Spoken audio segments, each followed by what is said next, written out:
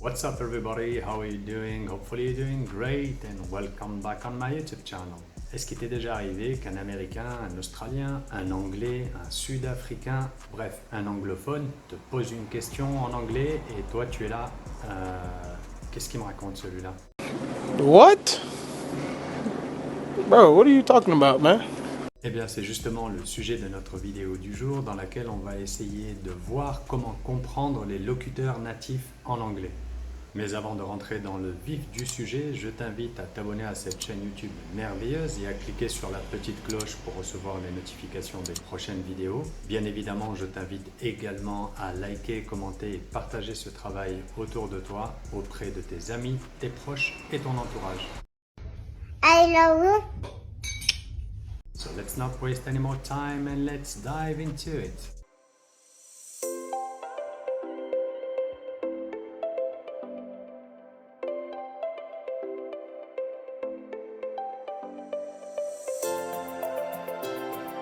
Alors, la première chose qu'on remarque lorsqu'on échange avec un Américain, un Anglais, un Australien, bref, un anglophone, la première impression qu'on a, c'est qu'il parle extrêmement vite. Du moins, c'est l'impression qu'on en a. De leur côté, les anglophones, lorsqu'ils parlent avec toi, ne savent pas forcément si tu comprends l'anglais. Du coup, ils ont tendance à parler assez rapidement. De façon générale, on peut dire qu'ils parlent assez rapidement, mais c'est particulièrement vrai lorsqu'ils te posent des questions. Alors aujourd'hui, on va voir 3 ou 4 techniques assez efficaces qui vont te permettre de mieux comprendre les anglophones lorsqu'ils s'adressent à toi. Pour ce faire, on va décortiquer 4 ou 5 questions au cours de cette vidéo et comparer la façon dont elles sont écrites et la façon dont elles sont réellement formulées à l'oral. La première question qu'on va analyser ensemble, c'est « What are you doing ?» avec l'accent français « What are you doing ?» Comme tu es très bon en anglais, tu as compris que ça voulait dire « Qu'est-ce que tu fais ?» Qu'est-ce que tu es en train de faire? Malheureusement, c'est là que les ennuis commencent, puisque tant que cette question est prononcée correctement, ça va, t'as pas trop de mal. Cela dit, dans la vie de tous les jours, elle n'est pas du tout prononcée de cette façon. Tu vas plutôt entendre « What are you doing? What are you doing ?» Toi, tu l'as pas appris de cette façon-là et tu te sens tout bête devant ton interlocuteur en te disant « Qu'est-ce qu'il me raconte celui-là ?»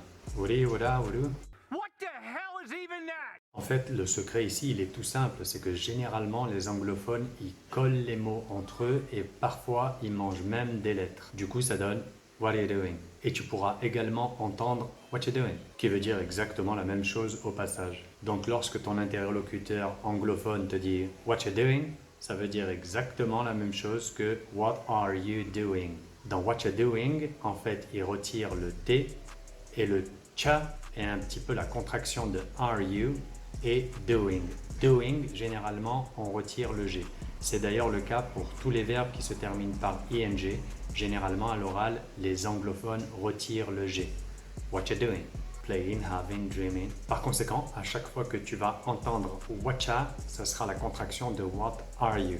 What you eating? Qu'est-ce que tu manges? What you watching? Qu'est-ce que tu regardes?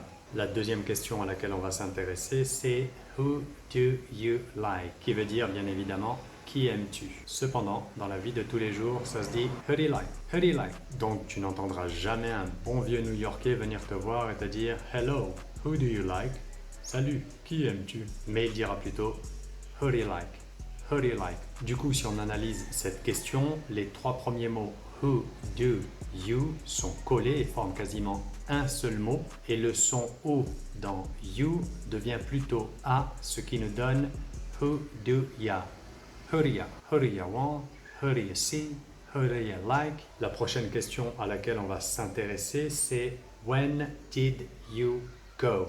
Quand es-tu parti? Quand es-tu allé? Mais comme tu peux l'imaginer, dans la vie de tous les jours, les anglophones ne vont pas dire when did you go? Ils te diront plutôt when did you go? When did you go?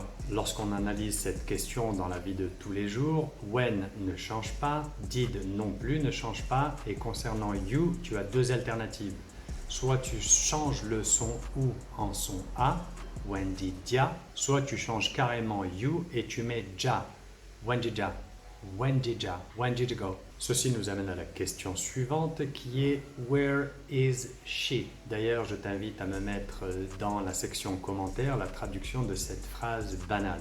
Mais comme ton esprit critique te l'a fait déduire, évidemment dans la vie de tous les jours, les anglophones ne disent pas where is she? Et ils vont plutôt dire where's she? Where's she? Donc lorsqu'on écoute attentivement la façon dont ils prononcent cette question, en fait c'est comme si on retirait le is de where is she et on le remplace par un Z et quasiment toute la question forme qu'un mot. Where's she? Where's she? C'est la même chose pour where is he? Ils diront where's he? Where's he?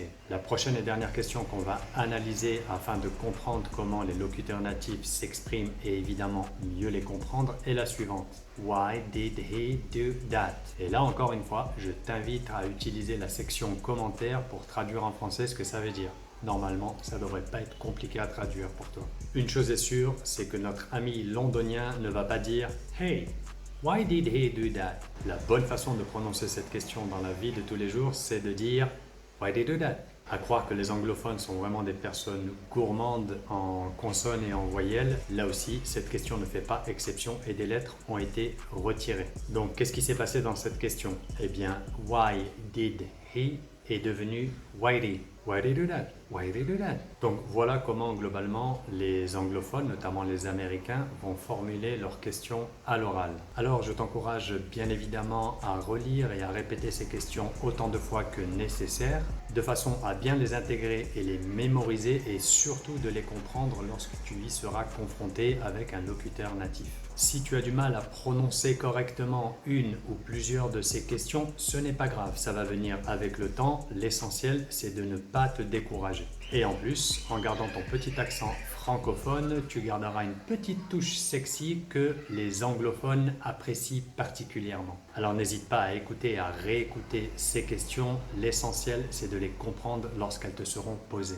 Si tu veux prononcer correctement ces phrases, alors là, il n'y a pas de secret, il va te falloir de la pratique. Du coup, n'hésite pas à prendre de temps en temps 2 minutes de ton temps et à faire des enregistrements en audio ou en vidéo. Et en te réécoutant, tu vas pouvoir faire les ajustements nécessaires qui vont te permettre d'avoir la prononciation parfaite. Dans tous les cas, j'espère que cette vidéo t'aura plu et qu'elle te permettra d'augmenter ta capacité de compréhension lorsque tu échanges avec des locuteurs natifs. J'en profite encore une fois pour t'inviter à t'abonner à cette chaîne YouTube merveilleuse et à cliquer sur la petite cloche pour être sûr de ne rater aucune des futures vidéos. N'hésite pas également à utiliser la section commentaires pour poser tes questions ou lâcher un commentaire. Et évidemment, n'oublie pas de liker et de partager ce travail autour de toi. So thank you very much for watching the video till the end. Just take care, have a lovely day, of course, stay safe and speak to you soon. Cheers!